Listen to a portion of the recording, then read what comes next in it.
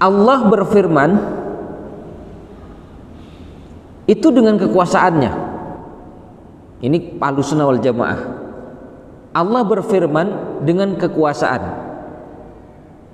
Dan ketika berfirman tidak bisa kita bayangkan seperti apa. Tidak bisa kita menghayal seperti orang berbicara atau pakai mikrofon. Tidak bisa, Pak. Makanya pernah kita sampaikan apa yang dikatakan oleh Al-Imam Ibnu Qudamah ketika membicarakan tentang sifat-sifat Allah, lalu terbayang dalam pikiran kita sifat makhluk, fallahu bi khilafihi. Allah berbeda dengan apa yang kita bayangkan. Kan kalimatnya sama, qala Allahu ta'ala, berfirman. Qala itu artinya kalau Allah berfirman dalam bahasa Indonesia. Kalau Rasul, qala Rasul, bersabda Rasul. Kalau manusia, qala al-insan, berkata manusia. Ya kan? Sama-sama menggunakan kata qala. Ini diantara bentuk sifat Allah yang fi'liyah, perbuatan.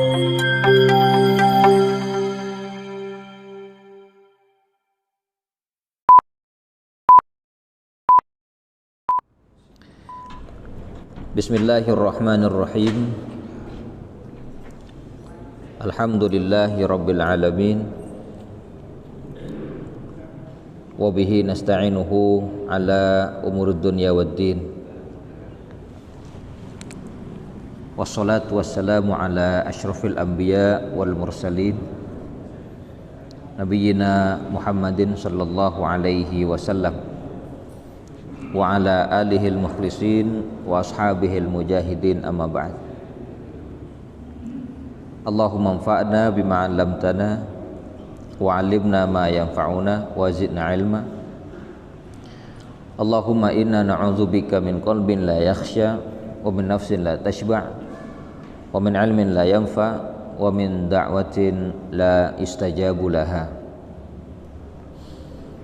Para jamaah yang semoga Allah meridai dan merahmati kita semua, kita kembali membicarakan nasihat Al-Imam Sulaiman Al-Baji sampai pada nasihat beliau kepada kedua putranya, al-i'tizalu fil fitnati, menjauh atau hidup menyendiri dalam fitnah, ketika terjadi fitnah.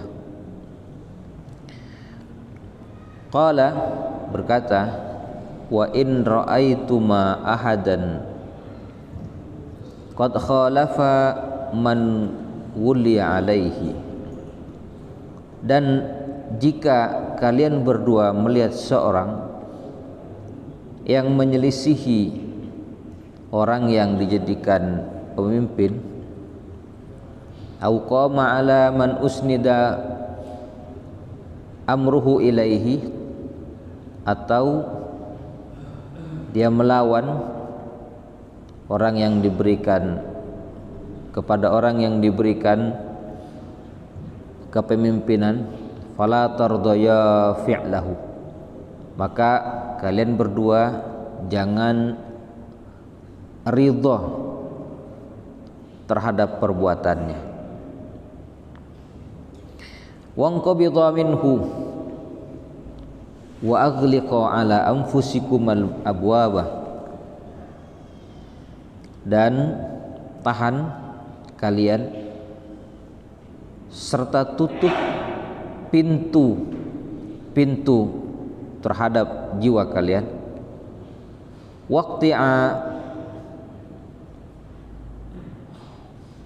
Waqta'a bainakuma wa bainahul asbab, dan putuslah antara kalian berdua dengan orang yang melawan terhadap pemimpinnya, hubungan atau sebab-sebab yang bisa terjerumus kepadanya.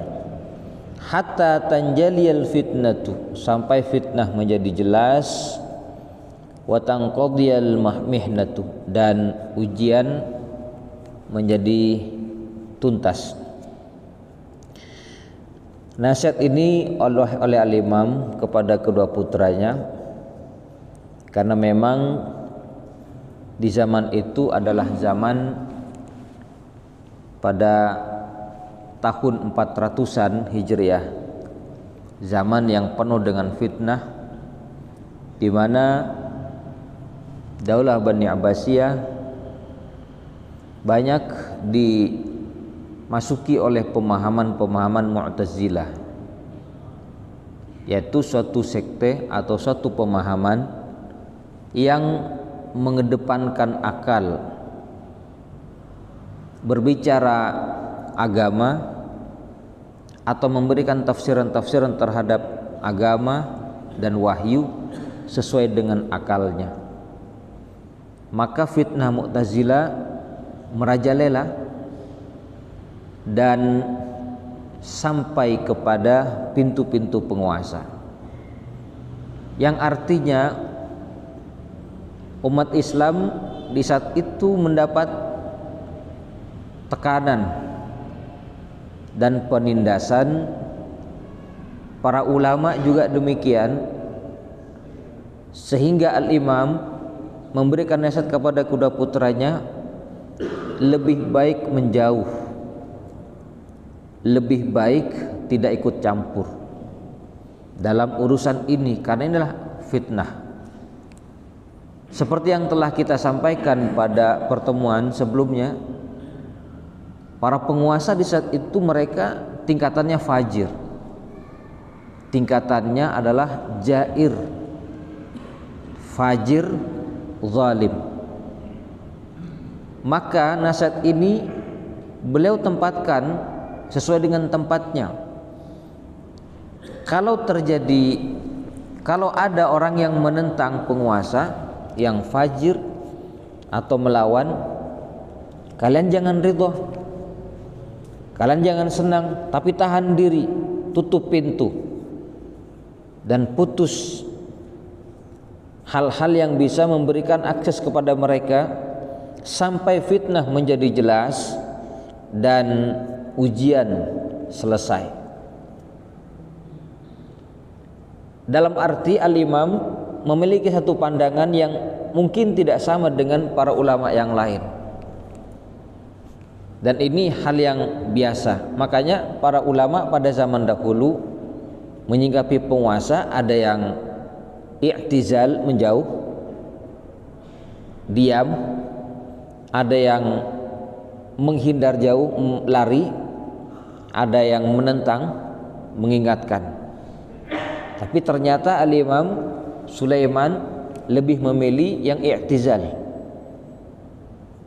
karena tingkatannya masih jair, berdosa. Makanya dalam hadis yang pernah kita sampaikan, wa in ukhiza maluka wa duriba dhahruka isma' wa'ti, meskipun hartamu diambil, punggungmu dipukul oleh penguasa, maka dengarkan dan taati mereka. Sampai segitunya, Pak. Kenapa? Dia zalim, tidak sampai ke tingkatan kufur, tidak sampai tingkatan murtad. Ya, meskipun diantara bentuk kezalimannya adalah dengan memaksa umat dan ulamanya untuk juga meyakini dan mengatakan Quran adalah makhluk. Lalu bagaimana pandangan para ulama di saat itu tentang orang yang mengatakan Quran makhluk? Seperti misal Al-Imam Ahmad bin Hanbal, beliau mengatakan, man qala al-Qur'anu makhluk faqad kafara. Barang siapa yang mengatakan Quran adalah makhluk, bukan kalam Allah, dia telah kafir. Kita perlu merinci dan menjelaskan, dan tidak boleh mengambil kesimpulan merata atau serampangan, karena banyak dengan dalil ini, dengan perkataan para salaf, siapa yang berbuat demikian langsung kafir, mengatakan demikian kafir. Lalu muncul orang-orang Islam yang mereka jahil atau salah tafsir, salah takwil, dengan pandangan yang berbeda, yang tadi dicap kafir langsung divonis kafir, murtad, keluar dari Islam. Tidak demikian. Dan ini pembahasan yang panjang. Syekhul Islam Ibnu Taimiyah dan para ulama yang lain menjelaskan dalam masalah ini. Apa diantara penjelasan Syekhul Islam Ibnu Taimiyah? Jadi ketika ada mengatakan siapa yang melakukan perbuatan atau siapa yang mengatakan perkataan ini, maka kafir itu dalam bentuk mutlak, umum, bukan alat ta'yin. Tidak boleh langsung divonis per individunya kafir, murtad, keluar dari Islam. Maknanya dia merupakan bentuk kekufuran tapi tidak sampai keluar dari agama, tidak sampai murtad. Memang bentuk kekufuran. Ya, kita sering mendengarlah istilah kufrun duna kufrin, kufur kecil. Di saat itu jemaah sekalian, Mu'tazilah kenapa mengatakan Quran adalah makhluk? Mu'tazilah mengatakan Quran adalah makhluk karena meyakini lafaz-lafaz Quran dan yang difirmankan oleh Allah Subhanahu wa taala itu tidak ada bedanya dengan makhluk yang berkata-kata, mengeluarkan suara. Ini kan salah tafsir, bukan kekufuran wadih, bukan kekufuran yang nyata yang jelas, tapi salah tafsir terhadap Quran. Mereka juga berdalil dengan Quran. Apa yang dijadikan Quran? Ketika Nabi Musa alaihissalam dipanggil oleh Allah ke bukit Tursina, dan di bukit itu ada pohon yang berkata, ana rabbuka fakhla'na 'alaik. Saya ini Rabb kamu, maka lepaslah sendalmu. Suara itu dari mana? Dari pohon di dekat api. Nabi Musa mendengar suara dari pohon. Ini dijadikan alasan oleh orang-orang Mu'tazilah diantaranya untuk mengatakan kalau begitu Quran makhluk.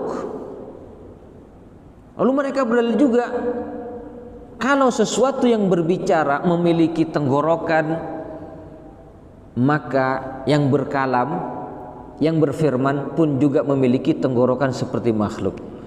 Ya, memang logika yang dipakai, tidak pada sampai iman. Kalau kita kan iman, Allah berfirman itu dengan kekuasaannya. Ini Ahlussunnah wal Jamaah. Allah berfirman dengan kekuasaan. Dan ketika berfirman tidak bisa kita bayangkan seperti apa. Tidak bisa kita menghayal seperti orang berbicara atau pakai mikrofon. Tidak bisa, Pak. Makanya pernah kita sampaikan apa yang dikatakan oleh Al-Imam Ibnu Qudamah ketika membicarakan tentang sifat-sifat Allah, lalu terbayang dalam pikiran kita sifat makhluk, fallahu bi khilafihi. Allah berbeda dengan apa yang kita bayangkan. Kan kalimatnya sama, qala Allahu ta'ala, berfirman. Qala itu artinya kalau Allah berfirman dalam bahasa Indonesia. Kalau Rasul, qala Rasul, bersabda Rasul. Kalau manusia, qalal insan, berkata manusia. Ya kan? Sama-sama menggunakan kata qala. Ini diantara bentuk sifat Allah yang fi'liyah, perbuatan. Tapi ketika kita mengatakan qala, jangan sampai terbayang antara qalal insan, qala Rasul dengan qala Allah Ta'ala. Meskipun kadang terpintas dalam pikiran kita, kita tidak membayangkan tentang qala Allah, qala, ya, tapi muncul dalam pikiran kita kadang. Itu jangan sampai Allah itu berbeda dengan apa yang kita bayangkan. Tapi Mu'tazilah sampai ke sana, Pak, karena akal-akalan masalahnya kan. Sesuatu yang tidak bisa mereka logika itu tidak dianggap. Padahal tidak semua dalam agama yang diajarkan oleh agama harus ilogika. Karena itu al-aqlu mahdudah, akal manusia terbatas. Cukup memahami sesuatu yang dia lihat, itu pun pemahaman yang terbatas juga. Maka jemaah sekalian yang sama-sama berbahagia, pemahaman itu muncul, dan suatu saat nanti pemahaman menggunakan akal terus berkembang sampai sekarang. Dan kalau kita melihat Mu'tazilah zaman sekarang jauh lebih dahsyat, jauh lebih sesat, jauh lebih ingkar daripada Mu'tazilah pada zaman dahulu. Kalau zaman dahulu hanya beberapa persoalan saja Mu'tazilah, tapi pada zaman sekarang lebih dahsyat lagi, Pak. Ya, bisa jadi karena mungkin faktor duniawi atau faktor mencari keuntungan, pendapatan, sehingga dengan kecerdasan seorang dia berani menyampaikan kata-kata, pernyataan, statement yang bertentangan dengan akidah kita. Kan banyak zaman sekarang itu. Haji tidak perlu karena menghabiskan biaya, ya kan? Tentu ini tidak berbicara sendirian, memang ada yang mendorong untuk berbicara demikian. Sholat tidak perlu ke masjid, atau bahkan berhijab tidak harus di kepala, yang penting di hati. Ini Pak, kalau orang tidak punya kepentingan, tidak punya kepedulian terhadap agama, orang-orang awam nikmat, enak, santai menerima pernyataan itu. Kenapa? Dia merasa ringan. Sholat yang penting ingat Allah. Kalaupun sholat tapi terhadap tetangganya dia jahat, buat apa sholat? Kan? Orang yang tidak mau sholat kan nyaman dia. Yang penting saya tidak mengganggu tetangga kok. Akhirnya tidak mau susah payah. Dan ini terus dilontarkan oleh orang-orang Mu'tazilah zaman sekarang. Istilahnya apa? Liberal, plural. Liberal, berbicara tentang agama menurut akalnya, bebas. Liberal artinya kan berbicara bebas. Dan bicaranya bukan masalah dunia saja, tapi agama loh. Kalau bicara dunia silahkan kembangkan, tapi ini agama.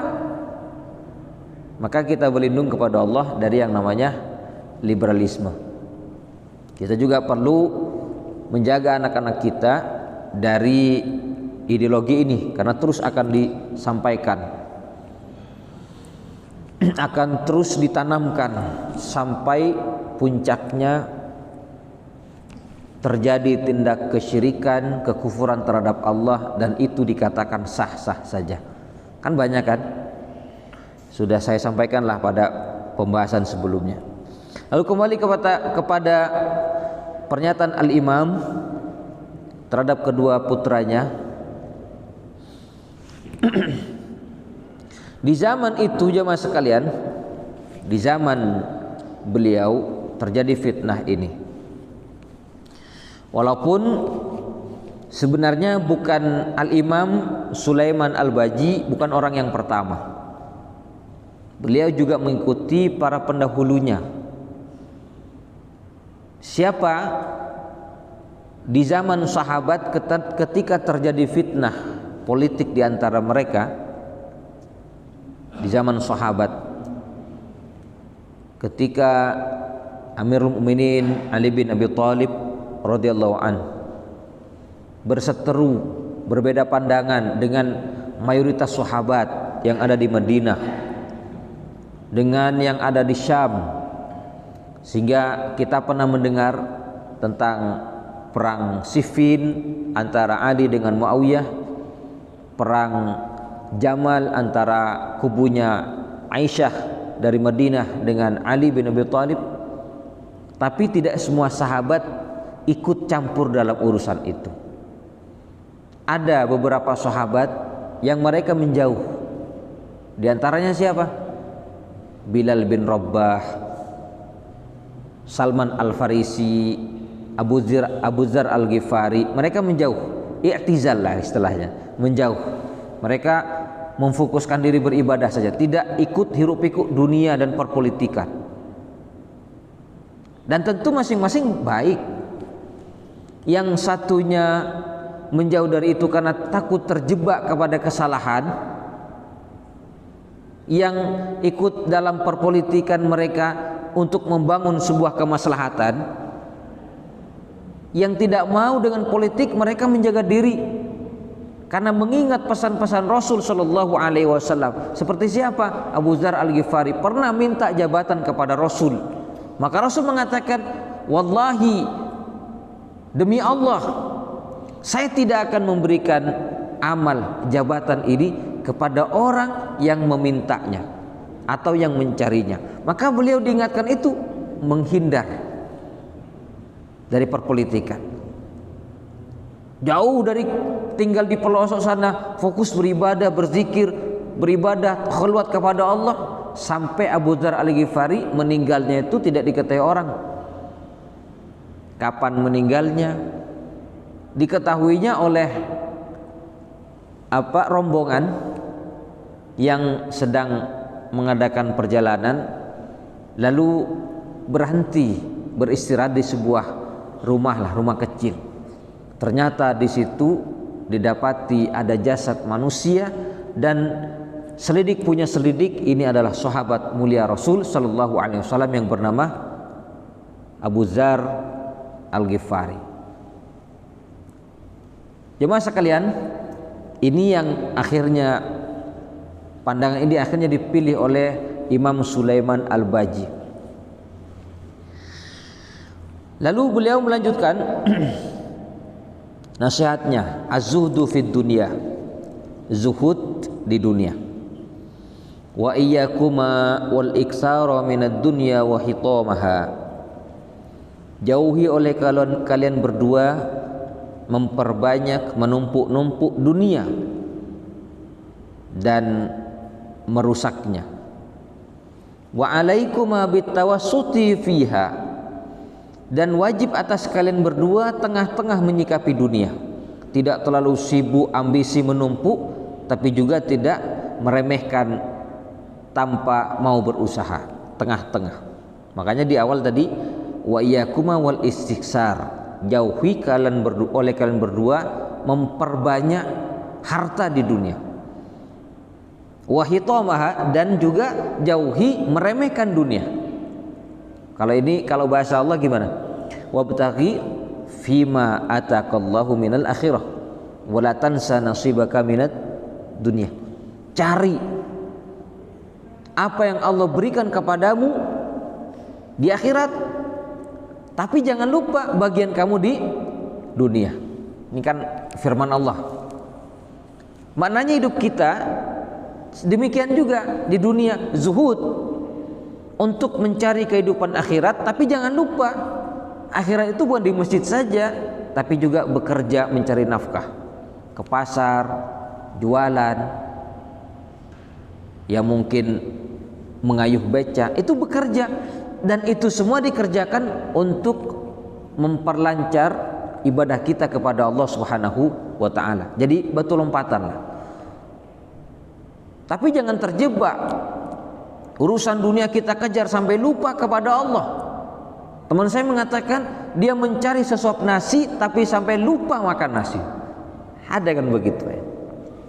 Cari, bekerja, saking sibuknya lupa makan, padahal yang dicari cuman makan. Jangan sampai seperti itu. Wa alaikum bitawassut fiha, tengah-tengah menyikapinya dunia, tengah-tengah. Tapi yang paling utama akhirat dulu, baru jangan lupa dunia. Kalau firman-Nya Allah yang lain misalkan, iyyaka na'budu wa iyyaka nasta'in. Hanya kepadamu ya Allah kami beribadah, dan hanya kepadamu kami minta pertolongan. Kerjakan ibadah yang hebat, yang kuat, perjuangkan agama ini, jadikan hidup kita, hibahkan kita untuk Allah, bahkan harta kita untuk Allah. Tapi bukan berarti dihabiskan seketika dan tidak mau makan dan minum, bukan begitu Pak. Tetap yang kita miliki harta semuanya kan untuk Allah. Kita niatkan untuk Allah, cuman manajemennya itu yang untuk perjuangan sekian persen, yang modal untuk modal sekian persen, untuk keluarga yang dilakukan untuk keluarga sekian persen. Itu namanya untuk Allah. Tapi jangan untuk Allah sekian persen, selebihnya untuk dunia dan untuk kita. Ya salah juga, Pak. Kenapa? Kita ini milik Allah, harta kita milik, semua milik Allah. Loh, kalau kita mati kan kembali kepada Allah. Dipanggil inna lillahi wa inna ilaihi raji'un. Ya, kita ini milik Allah dan kepadanya kita akan kembali. Makanya Nabi SAW dalam hadisnya menyampaikan, ketika hamba mati, ketika seorang insan mati, yang ikut menyertainya ke kubur 3: hartanya, keluarganya, dan amalnya. Harta dan keluarga pulang ke rumah, sedangkan amalnya itu yang mengikuti dan menemani sampai di kubur. Amal apa? Ya banyak. Mulai dalam hadis yang Rasul mengatakan, Rasul mengatakan berlaku pahala, akan terus mengalir pahala kepada seorang hamba fi qabrihi ba'da mautihi, di dalam kuburnya setelah kematiannya. Jadi sudah mati orangnya, jasadnya sudah dikubur, ruhnya di alam barzakh, tapi pahalanya tidak terputus. Siapa itu? Nabi menyatakan man 'allama ilman, di antaranya orang yang mengajari ilmu. Meskipun tidak semua orang, Pak, tapi siapa yang punya kemampuan ilmu, Allah kasih ilmu, dia pelajari ilmu untuk mengangkat kejahilan dirinya dan mengangkat kejahilan orang lain, supaya orang lain beramal. Ketika beramal soleh, ilmu yang kita sampaikan diamalkan, pertama kita dapat ilmunya, kedua orang lain yang mengamalkan juga dapat pertama kita dapat pahalanya, orang lain yang beramal dapat pahalanya, dan kita dapat pahala dari amal orang lain tanpa mengurangi pahala mereka. Itu yang disampaikan oleh Nabi. Man sanna sunnatan hasanatan falahu ajruha wa ajru man amila biha min ghairi an yanqus min ghairi an yunqas min ujurihim syai'an. Barang siapa yang menunjukkan satu sunnah, memberikan contoh-contoh yang baik, ya termasuk ilmu, maka bagi dia dapat pahala dan pahala orang lain yang mengamalkan tanpa mengurangi pahala mereka. Dan sebaliknya, siapa yang memberikan contoh sunnah sayyi'ah, contoh yang tidak baik, dia dapat dosa, orang lain juga mengamalkan dapat dosa dari dosa mereka tanpa mengurangi dosa mereka.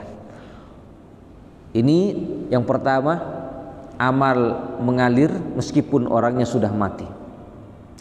Yang kedua, kata Nabi SAW, man ajra nahron, barang siapa yang mengalirkan sungai. Kalau pada zaman dahulu kan mengalirkan air sungai sehingga dimanfaatkan oleh orang-orang setelahnya, dipakai buat cuci, mungkin diminum pada zaman dahulu. Ya, zaman sekarang mungkin bisalah kita memberikan hal yang bermanfaat.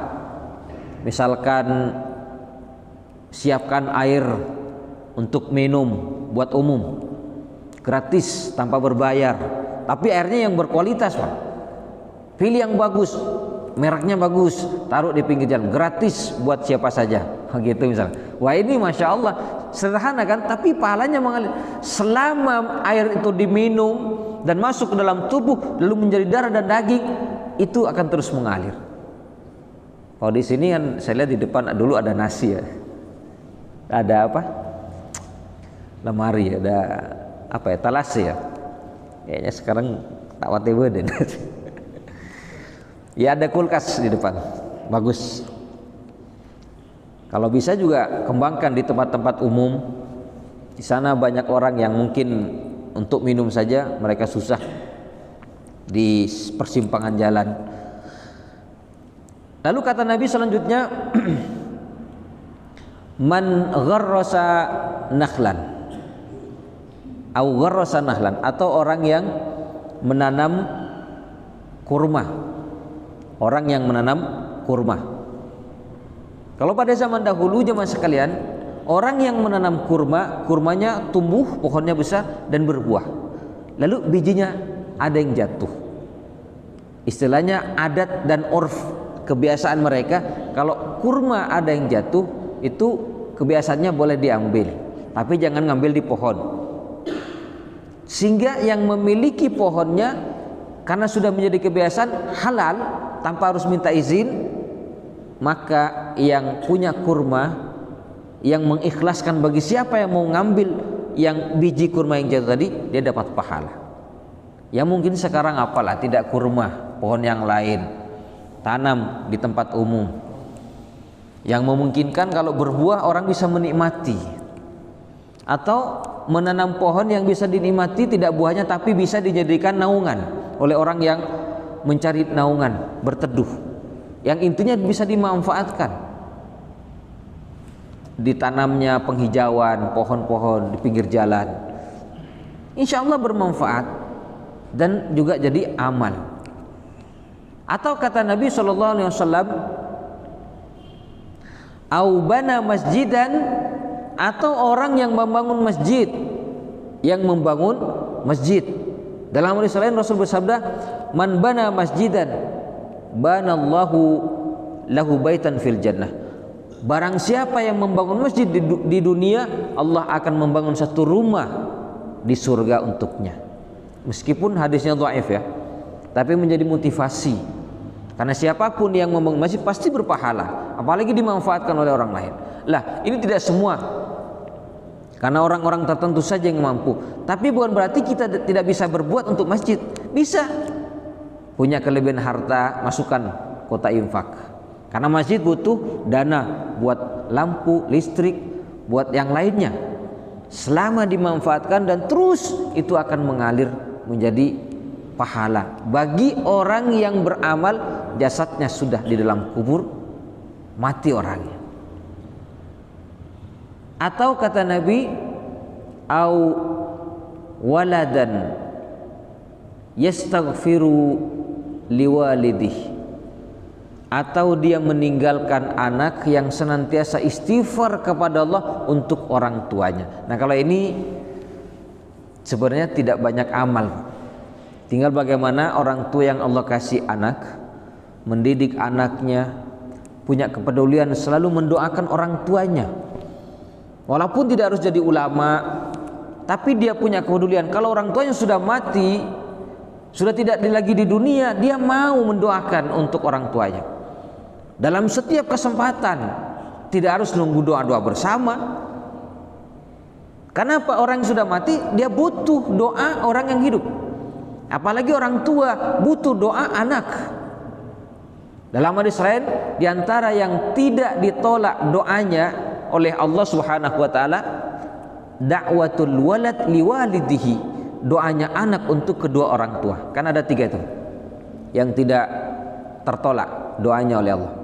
Di antaranya da'watul mazlum, doanya orang terzalimi, itu pasti diterima. Da'watul musafir, doanya orang yang bersafar, termasuk da'watul walad liwalidihi, doanya anak untuk orang tuanya. Karena kata para ulama, kalau anak mendoakan orang tuanya, barangkali orang tuanya disiksa di alam kuburnya, itu menjadi yang meringankan. Walaupun kita berdoa kepada Allah, orang tua kita yang sudah meninggal jangan sampai disiksa di kuburnya. Begitu juga kita, kalau sudah kita mati lalu meninggalkan anak, kita pun juga butuh doa anak. Maka kalau kita sering-sering mendoakan orang tua kita, insya Allah anak kita pun juga akan sering-sering mendoakan kita. Tapi kalau sejak sekarang kita tidak mendoakan orang tua, hanya sibuk mendoakan diri sendiri, masalah dunia, saya tak sukses, nyon sukses, saya tak lancar bisnisnya, minta itu, menangis kepada Allah, rajin untuk diri sendiri, tapi tidak mendoakan orang tuanya. Bisa-bisa anaknya nanti kalau sudah kita mati, anaknya berdoa kepada Allah untuk dirinya saja dan lupa mendoakan untuk orang tuanya. Bisa saja begitu. Karena jangan lupa, kita sering mendoakan orang tua sekarang, kita tanamkan anak-anak kita mendoakan orang tuanya. Karena suatu saat nanti mereka akan lebih besar dan lebih semangat mendoakan kita kalau sudah meninggal. Ini diantara amal yang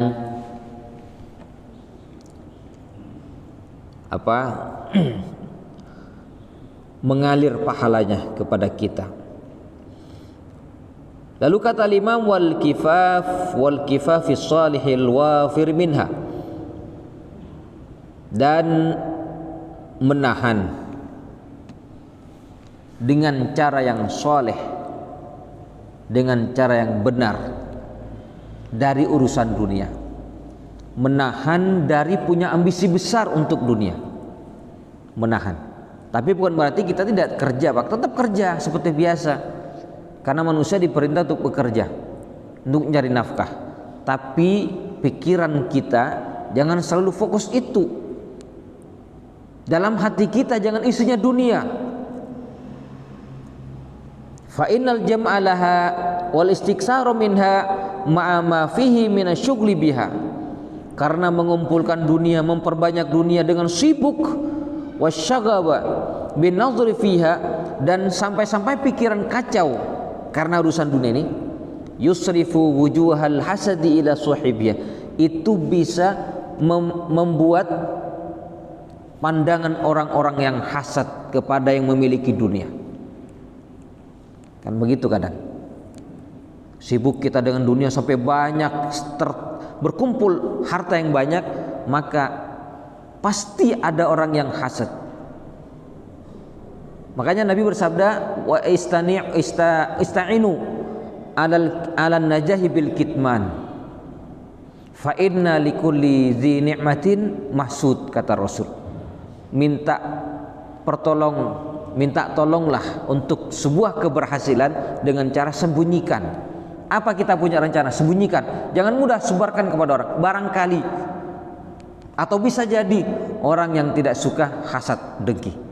Karena kata Rasul, fa inna likulli dzi ni'mah masud. Karena setiap orang yang memiliki kenikmatan pasti ada yang hasad, nggak suka. Sudah pasti sudah. Dan saya yakin kita tidak begitu. Amun kula pun sampean kancana sukses, kancana lebih soki, hasad itu penyakit hati. Jangan sampai demikian. Dan waktunya sudah selesai, mohon maaf.